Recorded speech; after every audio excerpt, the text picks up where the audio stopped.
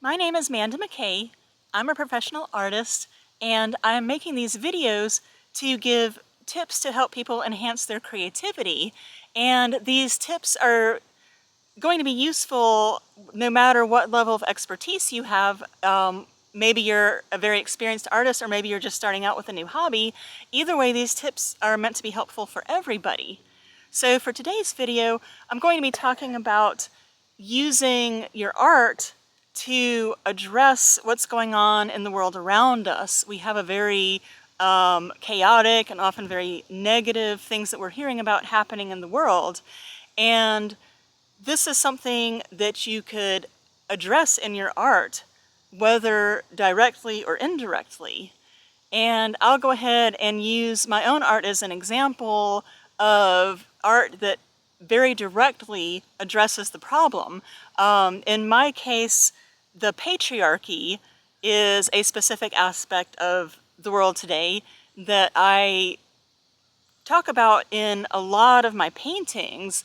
I paint still lifes of assembled natural objects, but they usually have like some kind of a political meaning to them. And for example, I even have a painting that I did last year that was titled Pop the Patriarchy. So pretty obvious what I'm getting at there. And the painting featured a flower from a trumpet vine being pierced by I think it was a blue jay feather.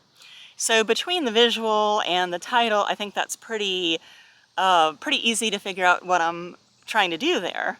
Now, and then I also have some other series. For example, I have a series called Love You to Death that's about intimate partner violence, and that's not specifically about the patriarchy, but I would say that that sort of thing kind of falls under the whole umbrella of a system that allows abuse and even makes excuses for abuse.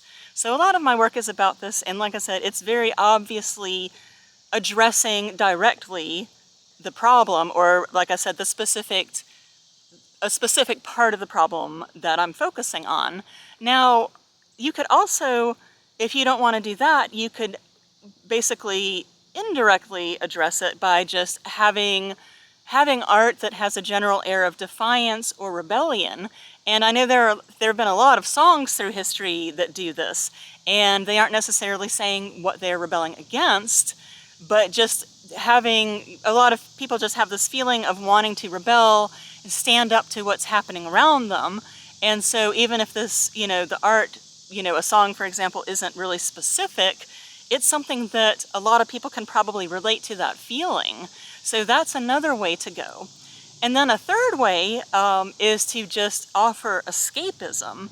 And this is also extremely important, because if we're living in a very stressful and chaotic environment, it's good to be able to escape from that for a while, even if just for a few minutes at a time. And in fact, I would go so far as to say it's necessary. So anybody who can just offer something that would allow people to escape, whether the artist, whether you yourself, or if you're showing it to other people can probably relate to it too. So for example, if you're a painter, you might paint a landscape, a very peaceful location that you wish you could be out there, and it would be quiet and peaceful and in nature. And you can believe there's tons of people who would also feel the same way and love to look at a painting like that.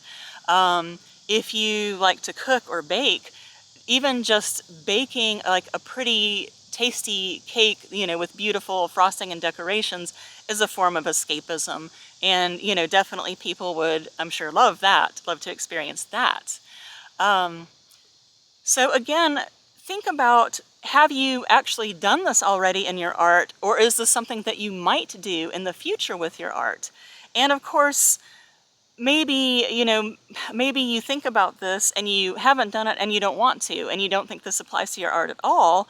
Even if that's the case, just trying to imagine these different scenarios is going to be helpful for you to become more creative, because it will help you get used to thinking differently from the path that you're already on. And maybe you want to stay on that path, but it's always worth looking into what are some other paths I could take if I wanted to.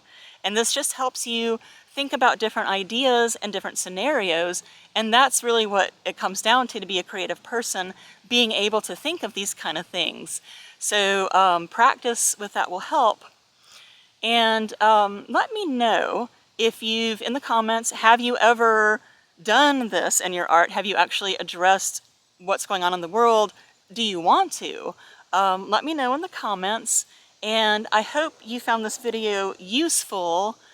And again, my name is Amanda McKay, and thank you so much for watching.